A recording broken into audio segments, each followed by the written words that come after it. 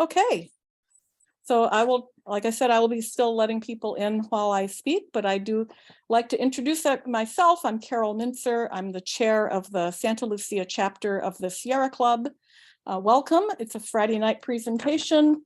Like I said, I have my drink of choice, a glass of water, but maybe you have something more refreshing than that. Tonight, we're going to learn about energy storage from Craig Lewis. But first, I'd like to tell you a little bit about the Sierra Club and the Santa Lucia chapter. So the Sierra Club is the most enduring and influential grassroots environmental organization in the United States. There are about 3.8 million members and supporters across the country. Here in San Luis Obispo County, we have about 2,400 members and 3,000 supporters.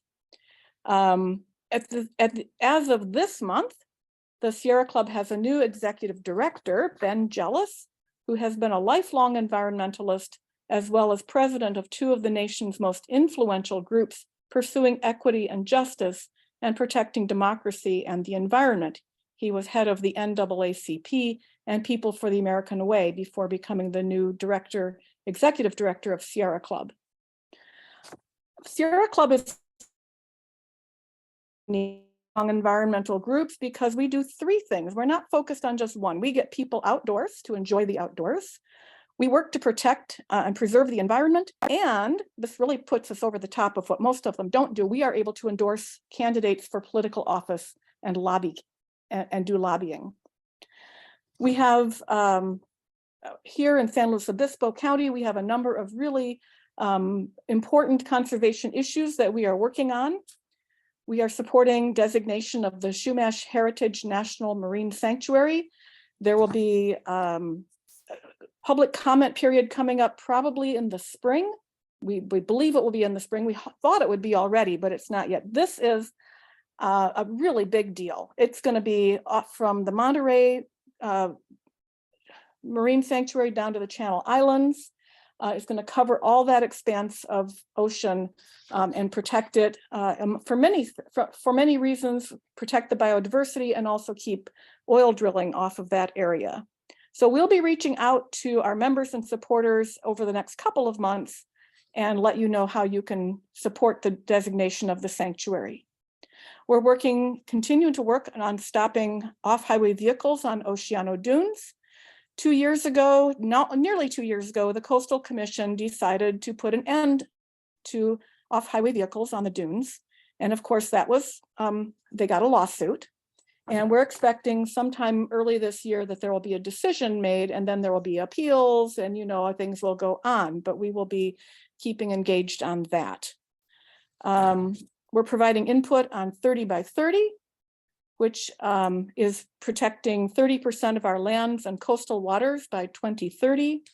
We're advocating for the decommissioning. I know the legislators voted to continue Diablo Canyon Nuclear Power Plant, but we continue to work towards decommissioning of it on the schedule it was originally set.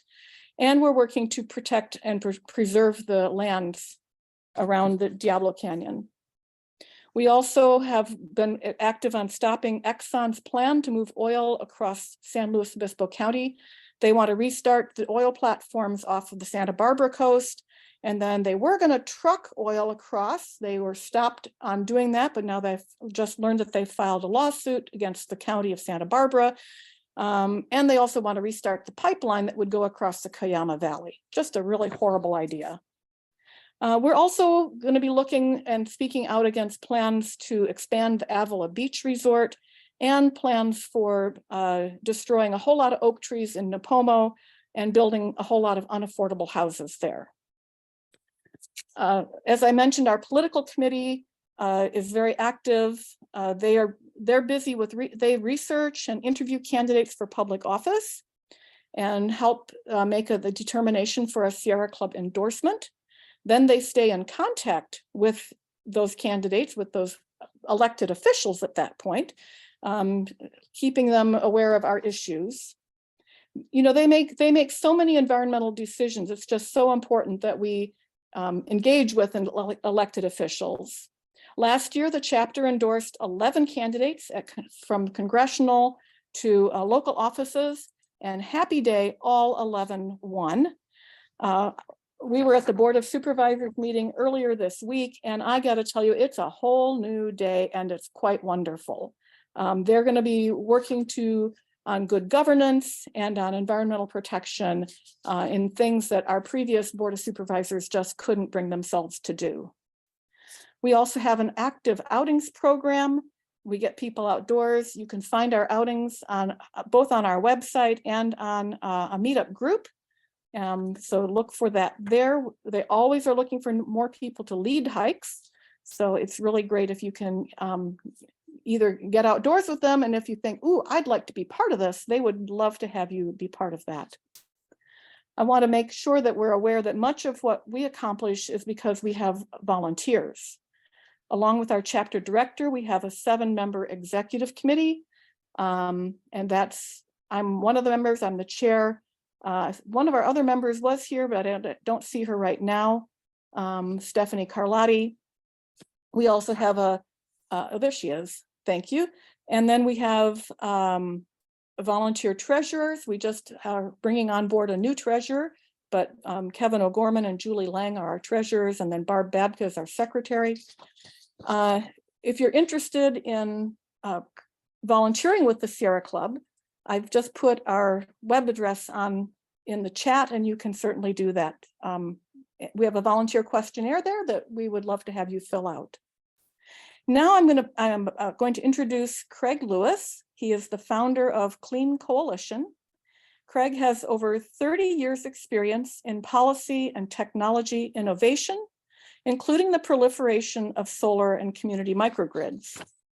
Before founding the Clean Coalition in 2009, Craig held numerous positions in the wireless, semiconductor, banking, and renewable energy industries. As Vice President of Government Relations at GreenVolts, he was the first to successfully navigate a solar project through California's renewable portfolio solicitation process. More recently, Craig led the Clean Coalition's efforts to secure approvals for the first front-of-meter energy storage project in Santa Barbara County, and he will be sharing his experience of that project tonight. If you have questions for Craig as we go along, I would encourage you to put them in the chat or write them down. He will answer questions after his presentation. So take it away, Craig. I think we're ready for your presentation.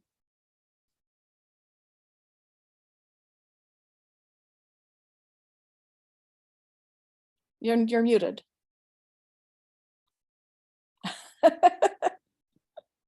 That little operator error there. We all do it. So thank you for that introduction, Carol. I am Craig Lewis, and I'm the founder and executive director of the Clean Coalition. I just want to provide a little background on myself, because I want everybody to understand that we are one and the same type of people. I am also a lifelong environmentalist. I think probably most people in this conversation are, and I know that Carol emphasized that about the new executive director for the Sierra Club.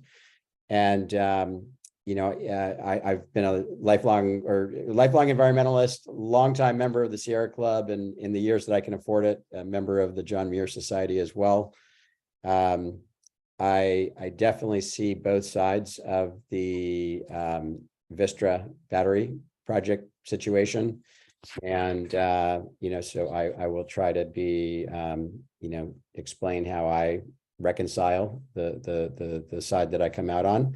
At the end of the day, the Clean Coalition, I created the Clean Coalition really from an environmental frame. But we live in a world where economics are the dominant determining factor. And so the Clean Coalition really, we're all about getting actual progress. And so we have to, play with kind of talking about the trifecta of benefits that the Clean Coalition fights for, which are economic, environmental, and resilience benefits. That's the trifecta. And it's not by accident that we talk about economics first, because that's what 90% of the world is going to make their decisions on. So it's economics, environment, and resilience benefits. Um, uh, I have no affiliation with Vistra, so I just want to be clear about that. The Clean Coalition has supported multiple large-scale energy storage projects and lots of smaller ones. So I'm very well versed in the battery world. All of the large-scale energy storage projects, or the majority of them, have been in my home territory, which is Santa Barbara County. I live in Santa Barbara, and Santa Barbara County is where multiple large-scale energy storage projects have already been deployed, and the Clean Coalition has been supportive of those projects and helped facilitate them in some cases. So with that, I'm going to, and this is a picture, by the way, of Santa Barbara County. You can see UCSB right in the middle of that map area. And that big purple trace is the only connection that this whole Santa Barbara region, from Point Conception to beyond Carpinteria, that this entire region has. That's how this entire region is connected to the transmission grid. So we have one 40-mile long transmission route. There's two lines on it, but they're on exactly the same towers. One of those lines go down. Both of those lines are going down. And Southern California Edison, which is the utility that serves this area, has been very clear that the transmission grid could be down for months at a time, depending on what takes those lines down. So this is a super transmission grid vulnerable area. We need to get a lot more local renewables and other distributed energy resources in this zone, which by the way, from an electrical standpoint, is referred to as the Goleta substation, the Goleta load pocket, because it's entirely served from a transmission standpoint by the Goleta substation, which is this. I'm circling it with my mouse. Hopefully you can see that. That's the Goleta substation. That's where all of the 99% of the electricity that serves this area, at least if it's sourcing from the grid, is coming through that substation. And then it gets routed all the way up to Point Conception, all the way down to beyond Carpinteria, like I said. Let's see. Okay. So this, just to give, I talked about myself. I'm the founder of the Clean Coalition. So the Clean Coalition is basically an extension of Craig Lewis. And the mission of the Clean Coalition is to accelerate the transition to renewable energy and a modern grid. And we do that through, we're a very technical organization. We've got engineering depth, and we've got policy depth and economic analysis depth, and project development experience. The end game that the Clean Coalition is fighting for, and that I believe is totally viable and will happen, is we will get to 100% renewable energy. The only questions are, is that going to happen in 10 years or 30 years? And given the Clean Coalition's mission to accelerate it, we're fighting every day to make sure it's closer to the 10-year side. The second big question is how much of that renewable energy is local? And that's a really big question. And the Clean Coalition fights every day to make sure as much of that renewable energy is coming from local sources as possible. And at the end of the day, we believe that 25% of the energy will come from local renewables, which means it's interconnected within the distribution grid and is independent and is not dependent on the transmission grid. And that's a big deal for us. But look, if you get to 25% of your energy from local sources, you still have to get 75% from remote sources. A lot of people think the Clean Coalition is fighting for 100% local renewables. I'd love that outcome, but based on the work we've done, it's not. I just don't see a pathway where that will happen.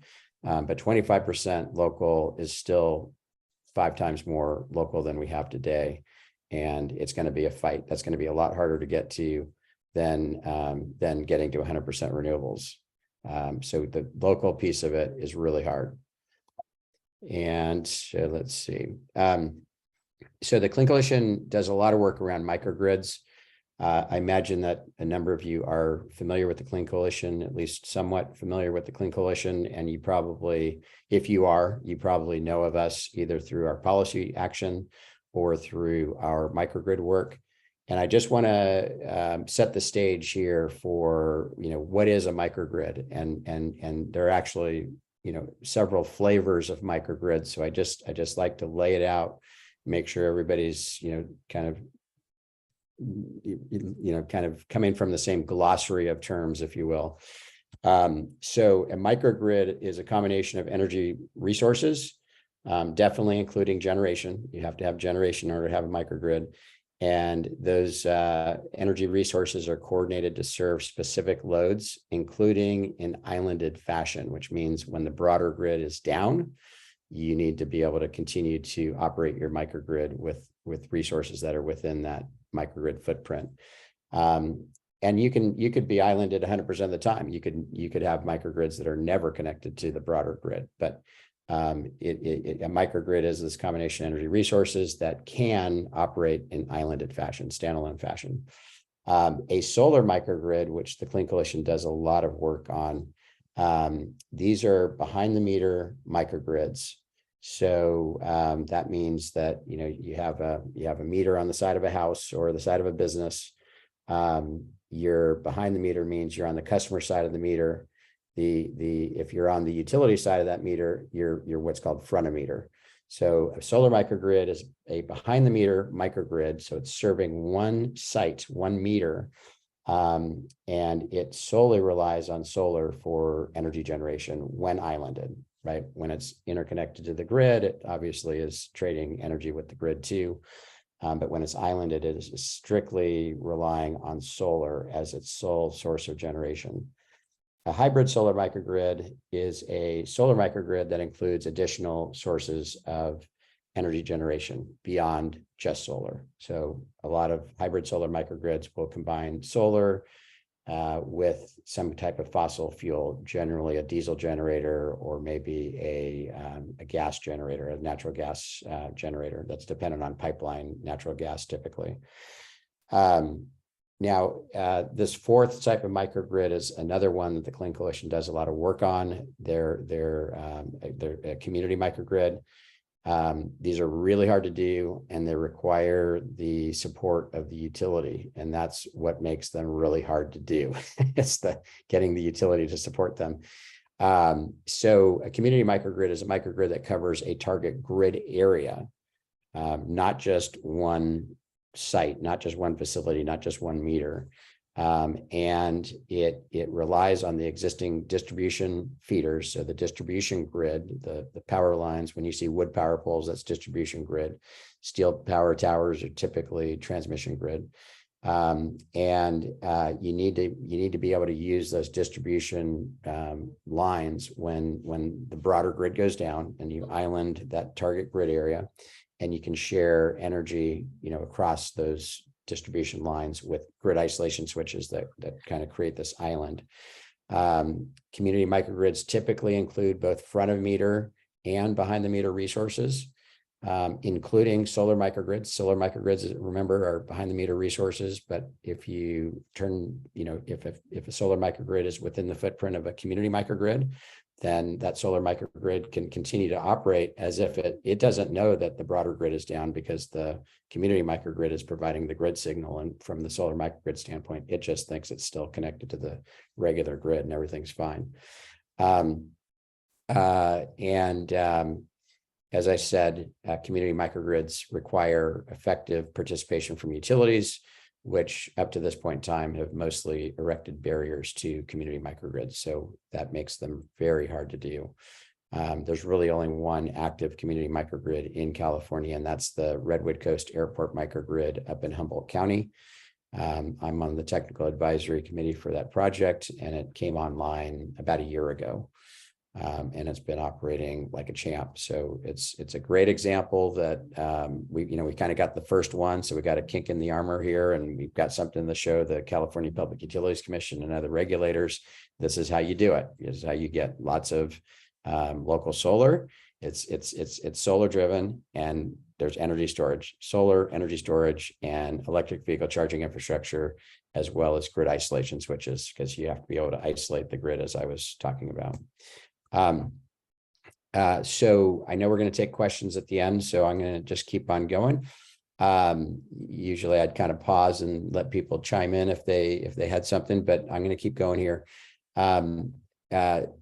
Something that you get when you have solar driven microgrids, and the slide says solar microgrids, but it's true for community microgrids as well. When you size the solar and storage in the right proportions, you can get tremendous levels of resilience. And so this is a solar microgrid / community microgrid that the Clean Coalition designed for University of California, Santa Barbara. And basically what this shows is that if you have enough solar to net zero the site, in this case, UCSB, and for every kilowatt of solar, you put 2 kilowatt hours of energy storage. So there's a key 2-to-1 ratio there. Then this is the result you get at UCSB. Now, if we're up in San Luis Obispo, it's going to be a little bit better, because if you're off the ocean a little bit, you'll be way better than right on the ocean, right? Because you're getting a lot of mist and moisture in the air that's blocking some of that solar radiation. But if this is at UCSB, if you have that ratio I mentioned, then the way to read this chart is the vertical axis is percentage of load, and the horizontal axis is percentage of time.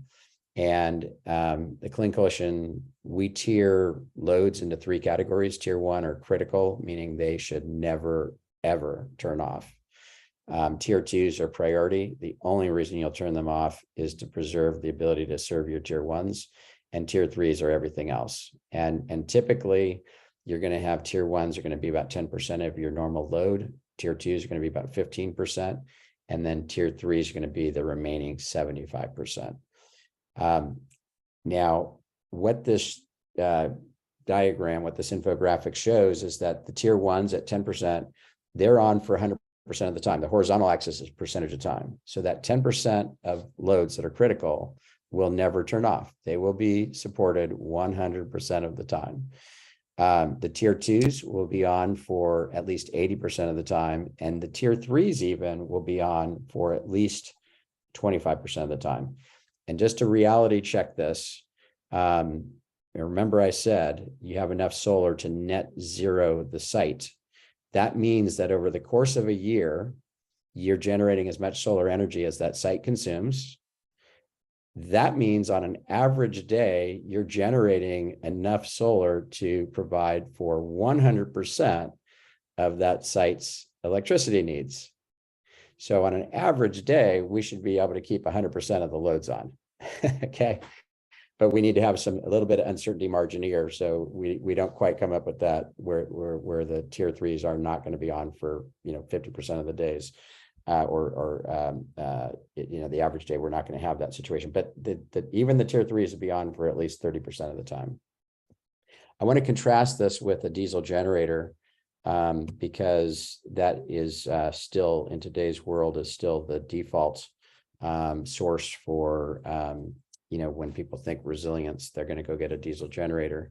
Unfortunately, we haven't quite changed the standard yet, but a diesel generator pales in comparison in terms of providing resilience. So a typical diesel generator is represented in this red hashed triangle. And a typical diesel generator is sized for the tier 1 and tier 2 loads. So typically 25% of the loads, about 25%. And there's 2 days of fuel supply on site. So if you have a real disaster, most sites are never going to be able to be resupplied for diesel fuel, which means after 2 days, it's completely lights out. Everything's lights out, right? Tier 1s, tier 2s, and tier 3s. And so the relative size of this area is really should be telling you that the resilience you get from a solar microgrid is unparalleled. There's no other resource that's going to give you the resilience you can get from a solar microgrid. Now, I know we're here to talk about batteries, so I just want to give a little bit of a explanation of how a battery is kind of constructed from a functional standpoint. So this is this image is a cartoon of a battery, and really what we're looking at here, the colors represent the energy capacity of the battery. So what's that energy capacity doing? And typically the way most batteries today are using a lithium ion technology, and they typically have some reserve at the top, some reserve at the bottom, which you're generally not going to use those reserve areas, and or at the top, over time, you have degradation of the energy capacity. So typically a lithium ion battery degrades about 2% per year in terms of its energy capacity. So, you're designing these batteries to be in place and to not have to have major augmentation or replacement for 10 to 15 years. So by the time you get to year 10 at 2% a year, and that 2% a year is assuming that you're cycling the full capacity of the battery once a day. So at 2% a year, which you're going to do for economic reasons. So at year 10, you're down 20% from your original battery capacity. So you could think of, that's what that kind of grayish color where it says other reserve at the top, that's kind of degradation, right? It accounts for the degradation you're going to experience with the battery. Down at the bottom, you often will have a reserve that you're just not going to tap into, because lithium ion technology, the way to get the longest life out of it is to basically operate it right around the middle, like 50% state of charge, so 50% of the energy capacity. So in an ideal world, you'd go to 75% to the top and then bring it down to 25% on the low side, and just operate the battery in there. For economic reasons, you're typically going to go all the way to the top, but it's not going to stay there for very long. And so it's not going to have that much of an impact on the battery if you don't keep it at the top. So you bring it to the top, and then you have it serve load or respond to various grid service actions. And it, the state of charge goes down, but you typically will have some bottom level that you're really not going to dip into unless it's an ultra emergency. And so in the middle, this operating range where we've got the blue and the green, the blue is where you're for sure going to be cycling that battery for economic optimization. And it's like, when do I have an opportunity to push energy out onto the grid, or, out onto the site if it's behind the meter, and get the best economic result from it. That's what the blue is for. That blue zone is for that. The green is for resilience. So you're going to have some, and as soccer is a term that the Clean Coalition has standardized on, that refers to state of charge required for resilience. So we call it the soccer, SOC, lower, subscript R. And so the soccer is the amount of energy you want to make sure you always have in the battery to serve whatever resilience requirement you've designed for. And that soccer can change. If you're tied in with a bunch of solar and it's the start of a nice sunshiny day, you're going to be able to generate a whole bunch of solar, charge this battery up to the top before the sun sets. So you can bring your soccer down to 0, and you can use that whole, everything turns blue, and you're just cycling it until you start to get close to the time when the sun's going to set. And then that green's going to start coming up, because if the grid went down right when the sun sets, you need to have that green needs to be big enough to carry you to the sunshine the next day. And so this is how, just the mentality of how people who are operating batteries are thinking about them, right? They're going for economics, and sometimes they're going for resilience. The resilience piece of it is not always a requirement for the design. But the beautiful thing about a battery is that it can always be operated for resilience, and batteries can be upgraded to provide the resilience if they're not designed that way from the beginning. It's a relatively easy upgrade to get batteries to be able to perform for resilience. Let's see, I have to keep clicking the screen here. So this is just another slide about community microgrids, and I won't go into the details of this again. I think I went into it as much as I needed to before. But I will say on this slide, the community microgrids are really hard to do, and solar microgrids can be hard to do. But community microgrids have a much larger footprint. They're targeting a grid area.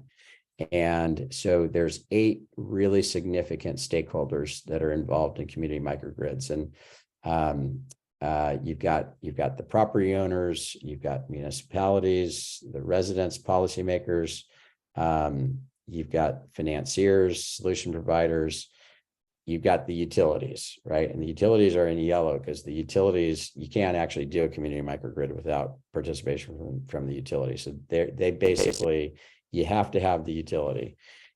You have to have property owners too. Property owners typically are going to be very economics oriented. They're going to be pretty rational capitalists. So you offer them enough money, they'll make their properties available.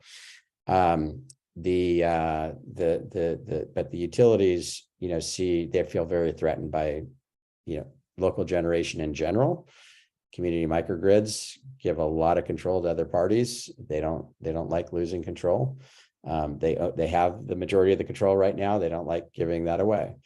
The other stakeholder on here that I've got listed is philanthropic funders. The Clean Coalition is a nonprofit entity, and so we're largely funded through philanthropic sources. And so for the Clean Coalition to be able to do its work, that's a very important stakeholder. And obviously similar situation for Sierra Club as a nonprofit. So I'm going to go into an example from the Goleta load pocket. This is the Santa Barbara region, as I mentioned on my my title slide, my opening slide. So the Goleta load pocket is a perfect opportunity to do a major community microgrid. And it's because it's in this really transmission grid vulnerable situation that I described before. We got a 40-mile transmission route. That transmission grid goes down, could be down for months at a time. We get almost all of our electricity over that line. And it has this, huge expanse of territory here. And there's really only 2 routes in and out of this region, right? You got the 101 South and the 101 North, right? And that's it.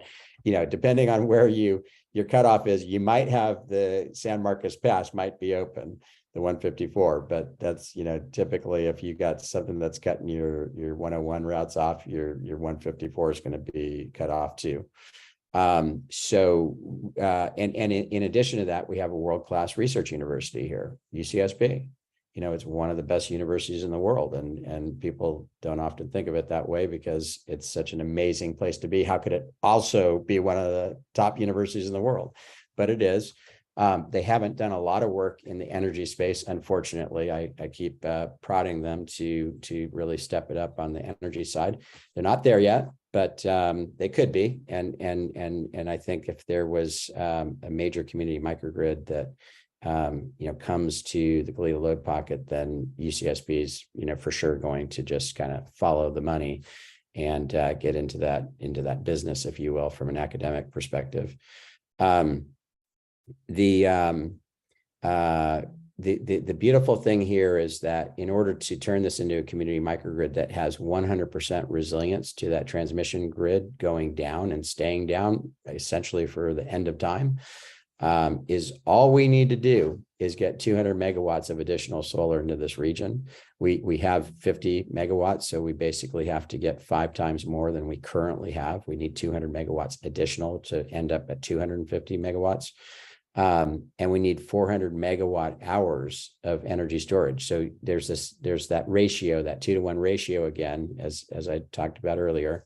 We've got 200 megawatts of solar, 400 megawatt hours of energy storage. Now, 400 megawatt hours sounds like a lot bigger number than 200 megawatts, but the energy storage side of this is actually easy. We've already got over 100 megawatts that's already been built out.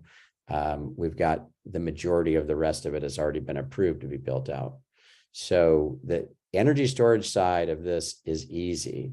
And the solar side of it is really hard because utilities don't mind putting the energy storage in. They don't lose the ability to generate energy from afar and have it transmit over transmission long distances. So they still get to make all those really expensive transmission investments, which is their cash cow. They make their highest profits on transmission. And that's FERC regulated. So it's Federal Energy Regulatory Commission regulated. So it's not even in the hands of the state. It's in the hands of the federal government in terms of the return that they're awarded.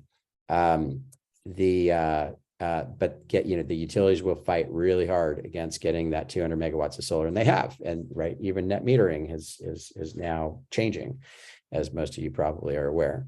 The great news, though, is that if we can get the policymakers to support this distributed energy resources, this DER future, this community microgrid future, we can get 200 megawatts of solar in this region by putting solar on 1 out of every 15 rooftops, parking lots, parking structures. That gets us to the 200 megawatt magic number of solar. So it's 7%, which is 1 out of every 15 of the solar siting opportunities on rooftops, parking lots, parking structures. So it's not like putting a man on the moon. This is a totally achievable outcome. I'm going to go a little bit deeper here, and then I'm going to talk about how the energy storage. I will get to the energy storage projects here, so trust me, bear with me just a little bit longer. I'm not that far away from being done with these slides. This is a look into the Goleta load pocket a little bit deeper. That little green area, that's UCSB. So that should give people a sense of where things are at. The Goleta substation is right up here. The red and orange coloring, those are the extreme fire risk and high fire risk areas. So you can see this entire Santa Barbara area is completely surrounded by extreme fire risk. And you might also notice that the transmission lines go right through the extreme fire risk. It's on the backside of the mountains. If you're in Santa Barbara and you're looking up at the mountains, you don't see any transmission lines because they're on the backside of the mountains. They're in much rougher terrain. And it's extreme fire risk is also subject to earthquakes and landslides. So really, really transmission vulnerable. This is a little bit deeper view with a few things pointed out. We got UCSB, we've got the airport right next to UCSB. There's a gas peaker plant in Santa Barbara County. There's one gas peaker plant, or at least in South County, which is the Goleta load pocket is essentially South County. It's the coastal part of Santa Barbara County, the populated coastal part. And there's a gas peaker plant right here, which is not very far. The Goleta substation is right up here. So not very far away. And there's a couple of really big battery projects that are in place. There's a big one coming. There's a 240 megawatt hour battery project that's coming in not too far from UCSB. There's a couple others. This chart is actually a little bit dated, but I've got one that's a little more updated. I said there's a gas peaker plant, and I know that the Vistra project is being targeted right where there's a gas peaker plant, and I just want to make the point that a lot of times people, think that we don't want anything, right? We don't want the gas plant. We don't want the battery. We don't want this. We don't want that. But I'll tell you what, if you have to choose between one or the other, you better choose the battery, because no matter what your argument is against the battery, the gas peaker is way worse on every single metric, including danger. So I used to live in Menlo Park, which is not far from San Bruno. And I think most anybody who was paying attention at all back in 2010 knows that there was a natural gas pipeline explosion that took out an entire neighborhood block, took out, a number of all the homes on the block, killed 8 people. Luckily, it exploded during a middle of the day. So most people were off at work or at school. And so the death toll was low compared to the number of houses that got taken out. But the important thing of this picture is that this is not an unusual event. There are events like this that happen every few months in the United States. And the only reason you don't hear about all of them is because they're so frequent. It's kind of old news. So you hear about it if it's, somewhere in your region. But this, natural gas is a very dangerous resource, and the blast zone, if you will, is really significant. So I know there's people who will use the argument that, oh, batteries, they can, light on fire, they can explode. The blast zone is really small, and it's not a danger beyond the fence line. So it's I want to show this picture. This was very, significant to me because I lived real close to this event, and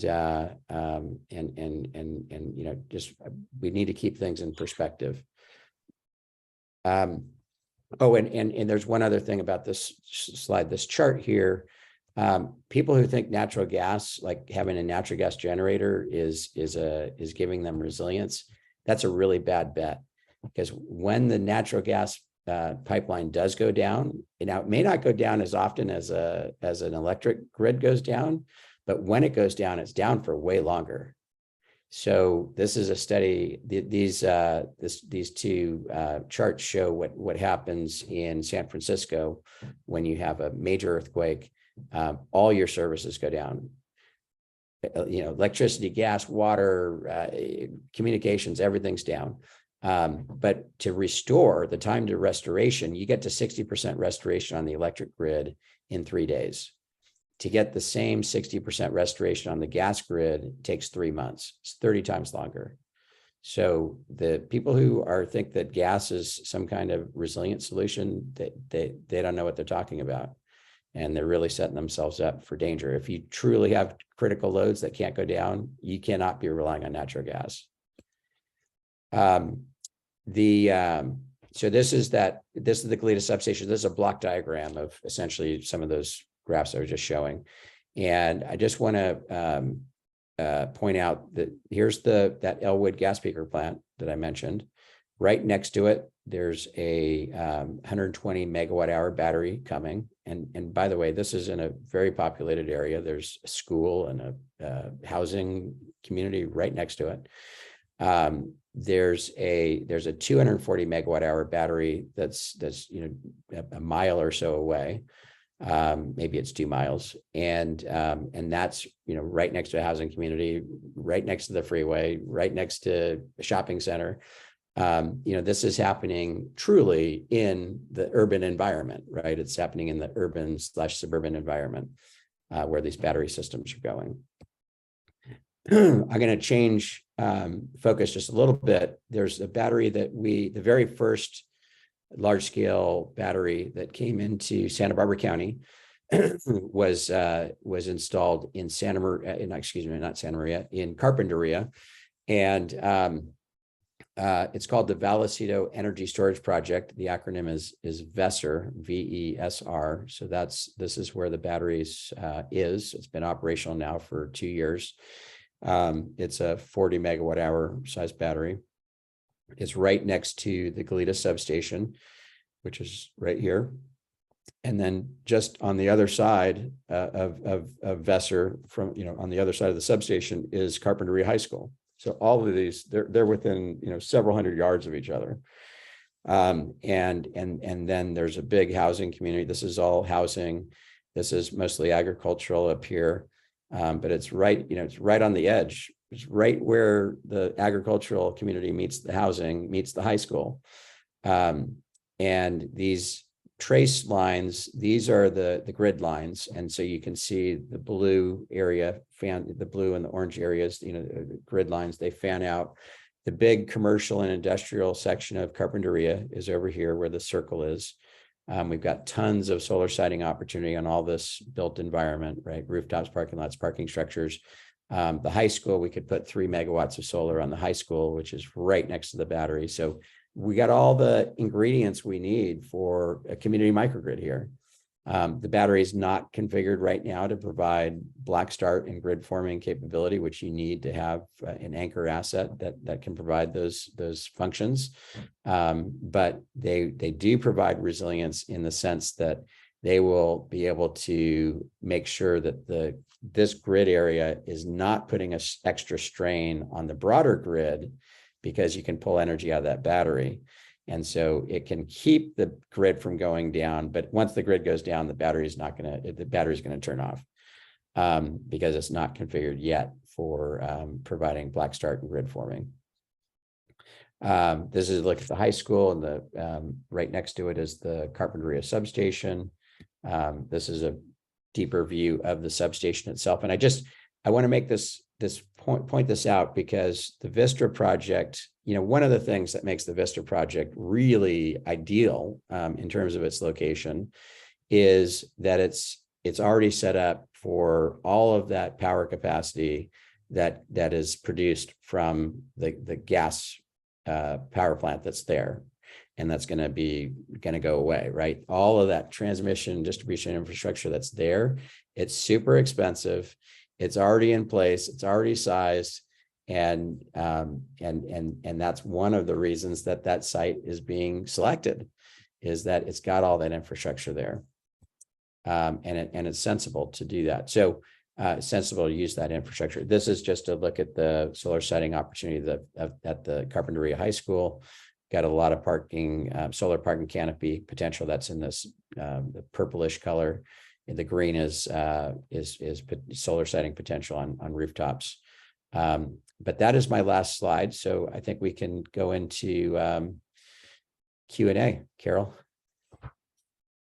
Yeah, great. Let me make a few little changes here. And I had one question in the chat. Let me check that.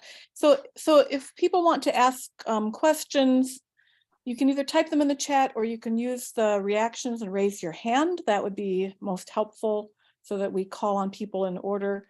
A question in the chat that came to me was, what alternative battery technology is available or in R&D besides lithium?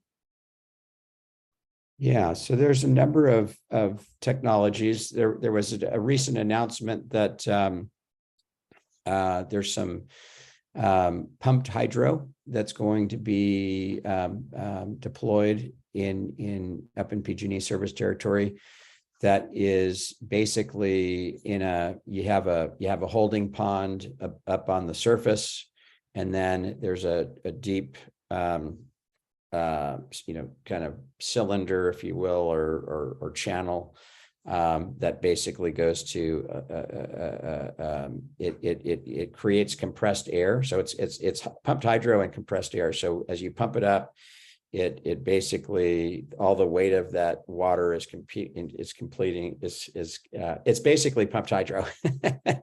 You're pumping water up, and then you're using all that potential energy, right? You're letting the water come down and drive turbines. So it's just like the same way that a pumped hydro works at a dam. There's compressed air. There's other forms of gravity fed. There's a company called Energy Vault that uses these big heavy blocks and a kind of an elevator system to raise a lot of weight up and down. It's not water, but it's the same concept. It's pumped hydro is a gravity based technology. So you've got gravity based technologies. The battery technologies that are really dominant today are lithium chemistries. There's other chemistries coming. There's flow batteries that use a variety of different chemistries. Some of the most promising chemistries for long duration energy storage. So this would be energy storage that's intended to last for kind of, fill up the batteries day one and take the energy out of the battery a month later, right? That's a long duration energy storage, and long duration energy storage usually is kind of like planning to use it maybe within a few days, but ultimately we want long duration energy storage that could last, months, right? So you can take, store solar energy in the fall and use it in the winter when you have the lowest solar generation, solar quality resource happening. Hydrogen is often thought of as a potential energy storage technology. I mean, at the end of the day, fossil fuels are energy storage, right? It just happens to be in the form of a fossil fuel that was created a long time ago, and we're digging it out of the earth and we're extracting the energy that's embedded in it. So there's a lot of different forms of energy storage, but in terms of in the market today, lithium batteries are the dominant, new technology. In terms of the amount of energy storage that's been deployed around the world, it's pumped hydro, right? By far, pumped hydro is the most energy storage that's out there. But lithium ion for pumped hydro, you need to have two bodies of water, right? An upper reservoir and a lower reservoir, and you need to move water in between them. You can't do that everywhere.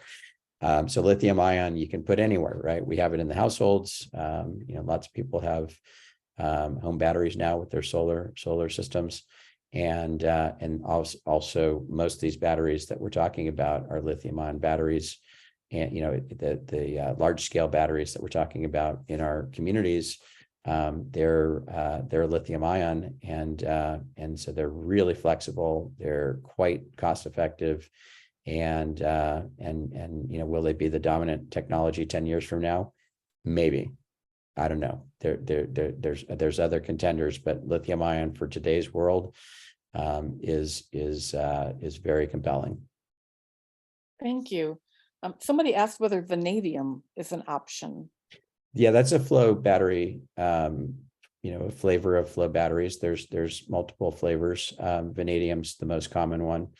And so, yes, vanadium flow batteries. I'm on the board of a vanadium. I'm on the board of a company that's making a electrolyte. Vanadium's an electrolyte, and the company I'm on the board of is called Biozen, and they're making an organic electrolyte that is made of inert materials, so has basically a zero environmental impact footprint. Vanadium is a toxic material, and so you're right, it has a potentially deleterious effect if it spills and things like that. So vanadium's out there. I tend to just talk about flow batteries generically because I don't know which flavor of flow batteries is going to be the big winner. But I think there will be flow battery technologies that get deployed widely. I just don't know which flavor, and I don't know when. I think we're probably 5-10 years away from them really being mature enough to give lithium ion a run for the money to be competitive with lithium ion. So the next question, where does V2G fit into your view of resiliency? And I don't know what V2G is. I'm guessing I'm not. I'll explain it. Thank you. Yeah, sure. So V2G means vehicle to grid. So it's a quasi acronym. It's and it's a V with the numeral 2G. Yep. And so the concept behind V2G is that you've got all this energy storage rolling around in electric vehicles, and that energy storage, theoretically can be harnessed just like any other energy storage, and have every time you plug in your electric vehicle, if you choose to allow it to trade energy with the grid, then that energy should be able to be pulled out of your car battery. And basically, I'm a huge fan of it. The more the more we have local resources, the less non-local resources we need. I argue that, the VESSER in this picture, the VESSER, the Vallecito Energy Storage for Resilience Project, that's the acronym, that comprises VESSER, that is a local battery. It doesn't get much more local than that, right, at a large size. But I would much rather have the battery distributed in a bunch of cars rather than, having to have 100 VESSERs, right? I'd rather only need 50 VESSERs and have the other 50 being preempted because we got EVs are out there so prolifically and with V2G capability. The gotcha on V2G is that it's not really available yet. The auto manufacturers have to cooperate. They need to make it so that their cars can discharge energy. The EV charging equipment manufacturers need to cooperate because they need to make EV chargers that can go both directions. And the utilities need to cooperate because they need to, and the policymakers, right? There's really policymakers. The policymakers need to cooperate because they need to make sure that there are programs that make it worthwhile for people to discharge energy out of their batteries from their cars and have that, support the grid and obviate the need for, the VESSER or the Vista project or, fill in the blank, larger energy storage project. So there's a lot that still has to happen for V2G to become a reality, but it will be here. And I have every expectation that it's going to be super significant. Yeah, I think it's pretty exciting now that I know what V2G, of course, that's what it stands for. It is pretty exciting. Going to have like 3 questions in a row for you on the Vistra plant. Okay. So I'm start with 1. Will the Morro Bay Vistra plant be connected to the local grid or to long distance transmission lines that leave the area? So that's a great question. I have not studied the Vistra proposal at all. Andrew from the Sierra Club chapter, he sent me a couple links. I just looked through them quickly. I did not study the actual grid, so I don't know exactly how it's configured. My guess is that I'm much more familiar with Diablo Canyon, and Diablo Canyon does not serve anything locally. So all of the Diablo Canyon energy gets piped to the Central Valley, to the substation, the major substation that separates Northern California from Southern California. It's the where they call it North Path 15 and South Path 15, where those two meet. They meet in one substation. Everything north of it is PG&E territory, and it's North Path 15, and everything south is Edison, South Path 15. So, but that Diablo just goes straight out there, and then it serves the state from the Central Valley. It's possible. So it's possible that Morro Bay is configured in a similar way, that it's just piping all that energy to some more centralized point. I doubt that it's going all the way to the Central Valley, but somewhere further inland and then coming back to Morro Bay, which you're probably thinking, well, that's really stupid, and I agree. I don't know 100% that that's how it's configured. What I do know is that the infrastructure is already there, right? And so however it's configured, however all that transmission distribution infrastructure is configured, it's already set for the capacity, the power capacity of that plant. And that's expensive infrastructure, and it's already there ready for something else to just plug in and provide the same levels of power that the current plant or the plant that's been there is capable of. So continuing questions about the power, the Vistra plant that's proposed for Morro Bay. There are clearly people in the community who are opposed to it. And so the question is like, but I want to add a little more question to it than that. What are the positives and negatives about the Vistra plant? But some of the things I've heard, and because I read Nextdoor, that's the great source of information. Sure. Yeah. So, yeah. Well, you get community opinion. Sure. People are concerned about the proximity to the water, to the ocean, in the estuary or the bay. They're concerned about how it's right. I mean, this is great that you show the one in Carpinteria, because they're concerned about it being right in town or near town, near high school, near tourist areas. I think those are the big concerns that I've heard. And of course, when PG&E had a fire up in Monterey, and they did a shelter in place for the community for miles around, which seemed a little silly, but I don't know. But then people get, well, what if that happened here? Those are the things I'm hearing about it. Yeah. Yeah. What are your thoughts? Yeah. For me, it comes down to, one of the battery projects that's come into Santa Barbara, I live very close to it. And people ask me all the time, are like, does that concern you? I say, no. I've been an electric vehicle driver for 10 years. I'm driving on top of those exact same type of batteries every day. My kids, my wife and my kid does too, right? Because it's the only kind of car we have. Am I concerned about it? Absolutely not. I have zero concern about it. So the things that the type of arguments that come up, and by the way, I look at that Morro Bay site and I go, oh my gosh, this could be such an amazingly beautiful place. And at some point it was, and it still is, amazingly enough, right? Even with that power plant right there, it still is beautiful. I've been there, I've walked out to the point. It's gorgeous. You kind of forget that the power plant's there. Somehow our brains just kind of get used to it and like zone it out. And by the way, some people get so used to it that they're gonna complain that those stacks should stay there because they've got sentimental value. You're gonna have people all over the spectrum on having opinions. But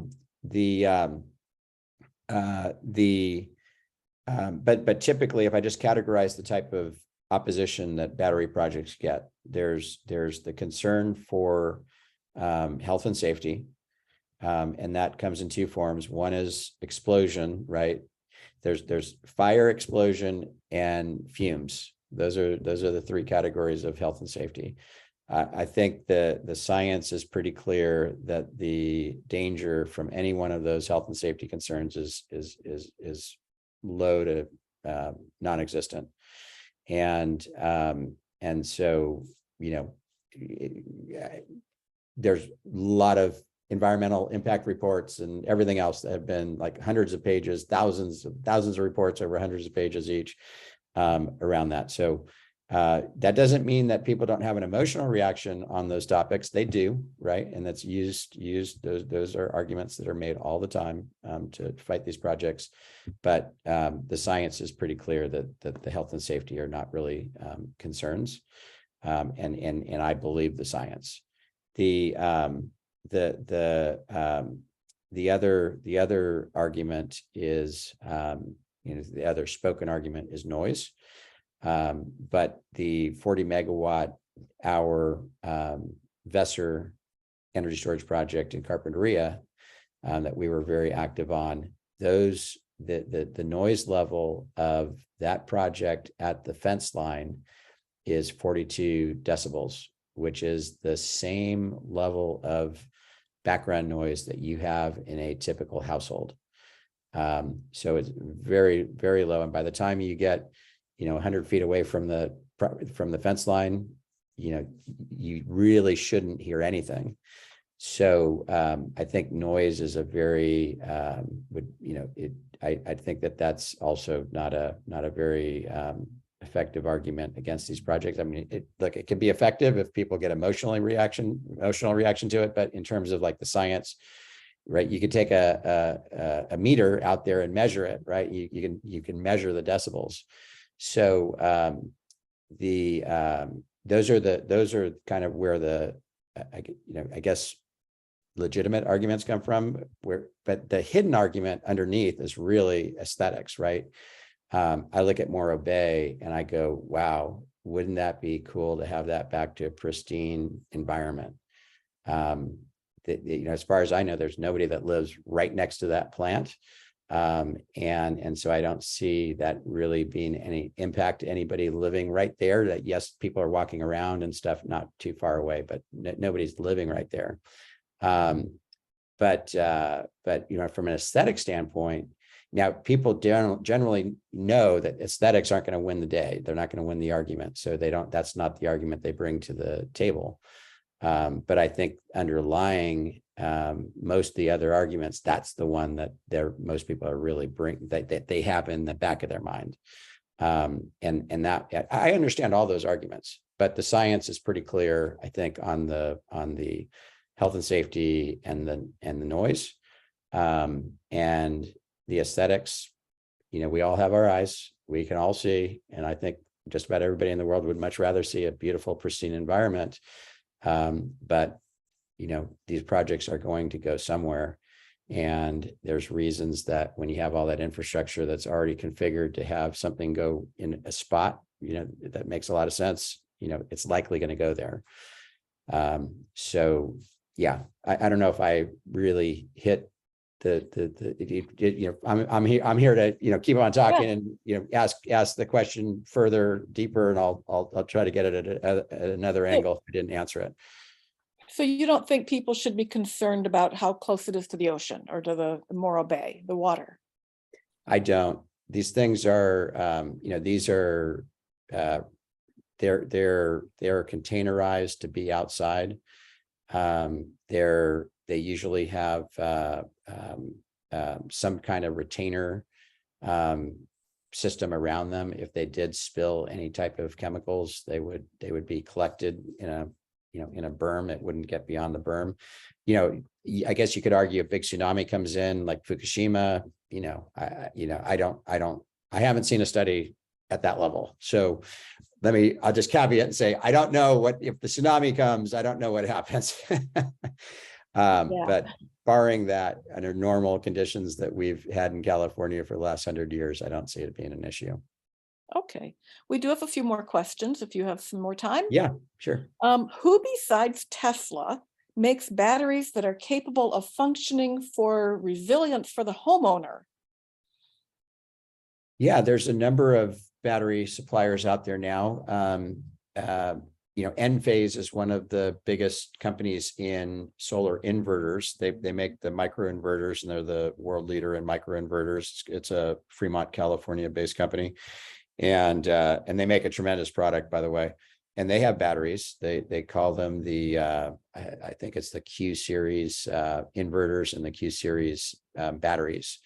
And those are excellent batteries if you're going to if you're going to have Enphase inverters on your solar system. And by the way, if you are going to do, if you haven't already got the solar and you're thinking about it, you should do it soon, because the NEM rules are changing, and you should get in contact with a solar installer immediately.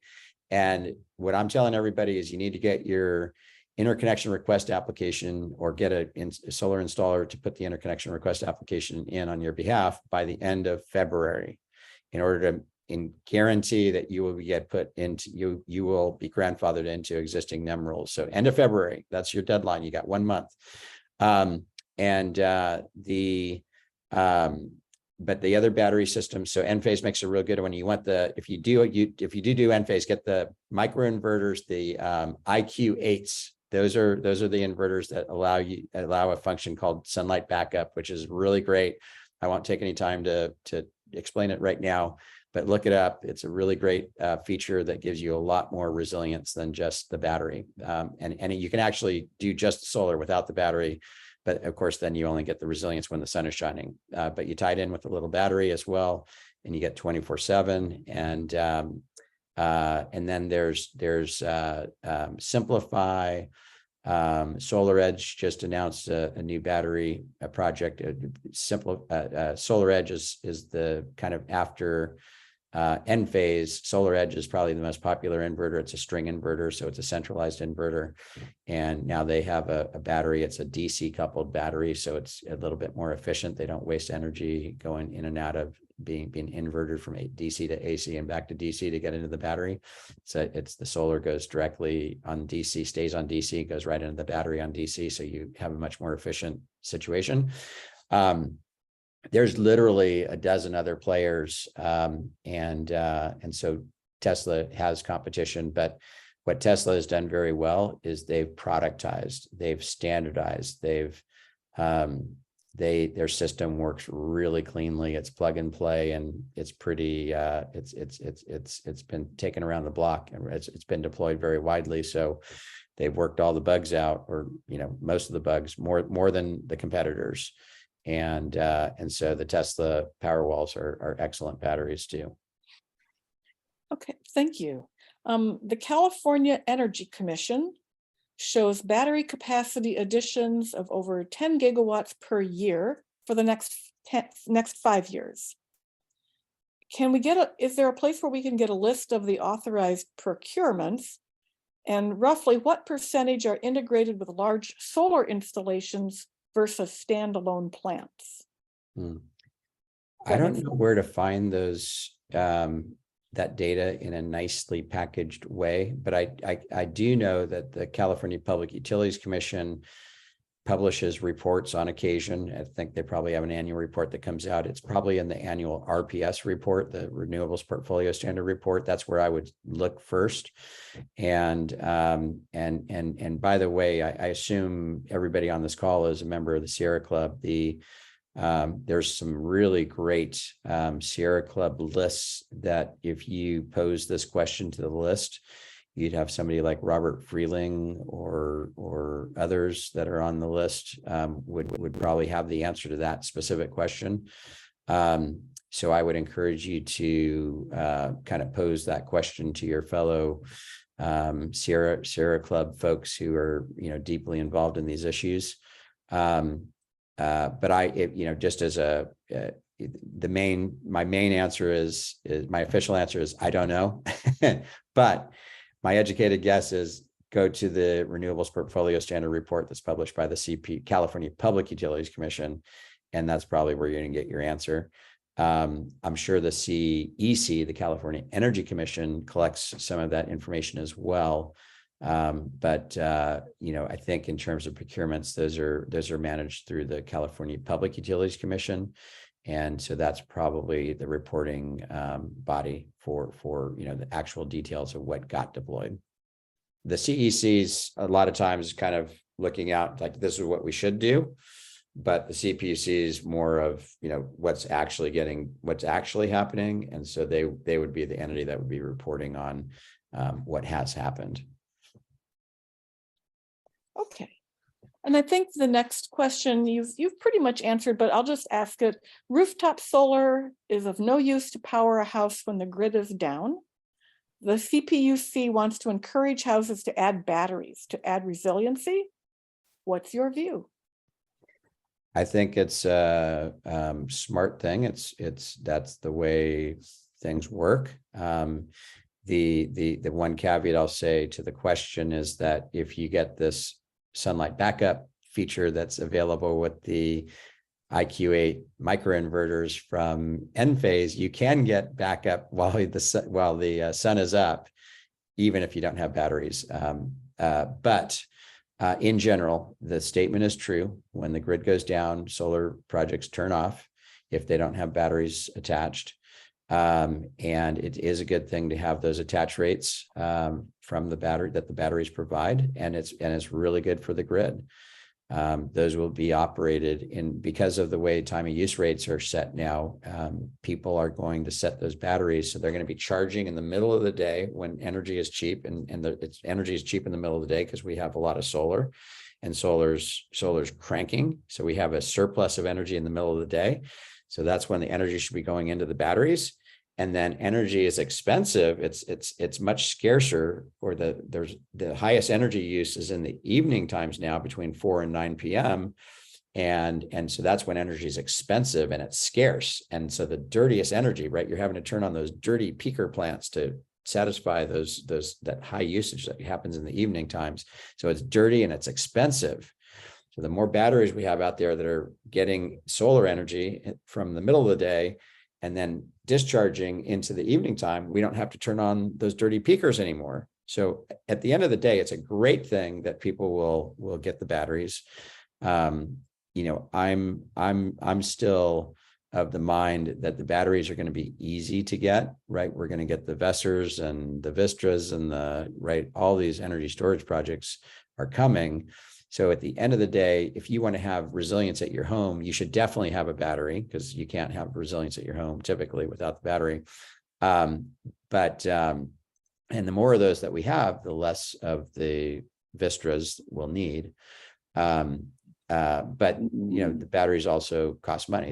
They will double the cost of the project, and they have the home solar. To go have just solar only, to do a solar microgrid versus solar only, you're basically doubling the price of the system. All of it now with the Infrastructure Reduction Act, by the way, is tax deductible. So you get a 30% tax credit from all that, everything, including you put a smart panel in and anything else you do, the total cost, 30% of it will be picked up through tax credits. So the economics look really good now that the investment in Inflation Reduction Act is passed.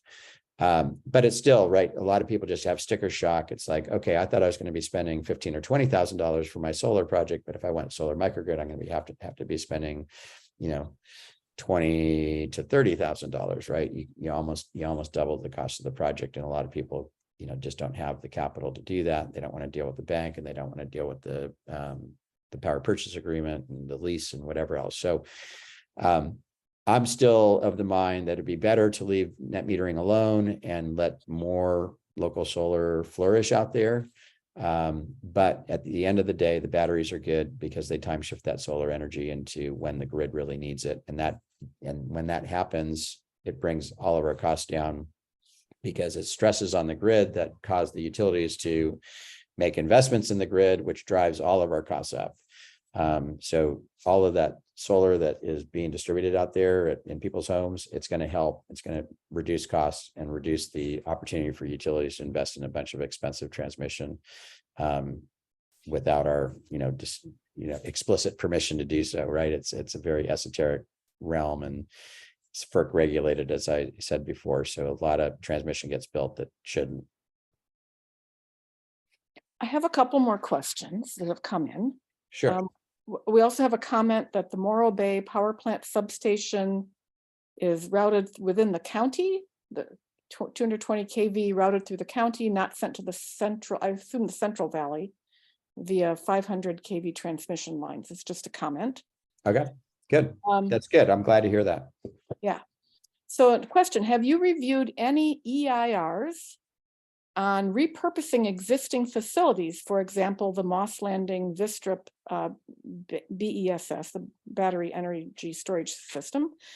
If so, were there effective arguments made based on the benefits of not wasting the embodied energy already invested in the plant infrastructure and saving the carbon emissions from demolishing the plant and transporting the waste? I have not studied that, and I have not seen any analysis of that in an EIR or any other studies. So it sounds like an interesting question. But I think I'm guessing that all that infrastructure, right, and all the embedded carbon that's in it, right, just from the grid standpoint, it would be really hard not to get some really superior paybacks by reusing it and just keeping it in place. And then one more question. Do you see the Morro Bay Vistra plant as being a key element in a microgrid for the Los Osos Morro Bay area, or even including Cayucos and Cambria? If the gentleman, I guess, Jack Shoulders, I'm looking at his comment, if he's correct that it's, and I have no reason to doubt him, so don't take that as that I don't believe it. I believe it. But as long as that's correct, then it's perfectly situated to provide amazing resilience to that region. I mean, the reality is that the population out there is so low that battery plant is going to have impact way beyond the local region. But that just means that if it needed to provide resilience to the local region, it can do it, many times over, way more resilience than Vesser can provide to Carpinteria, as an example, because, it's a much bigger battery and a much smaller population. So that, I don't have any other questions. Nobody has raised their hand to ask one. I just want to thank you so much. This was really educational, very helpful as we learn more about the battery storage and especially with the big project planned for Morro Bay. It's very helpful. Well, it's a pleasure, and I'm happy to come back anytime if there's if you know if that would be useful.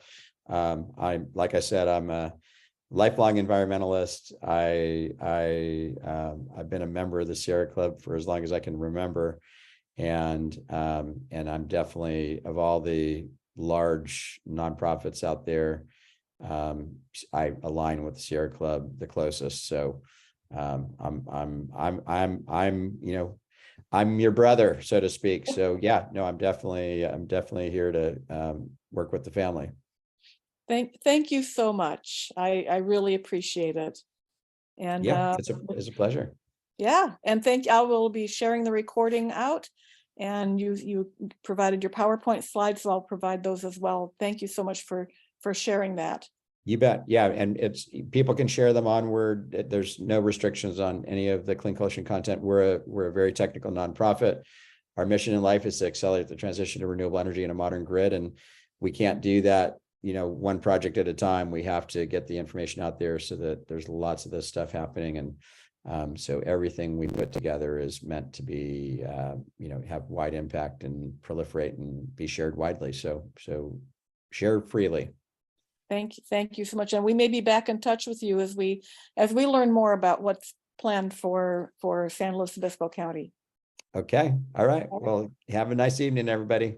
Thank you. Bye-bye. Bye-bye.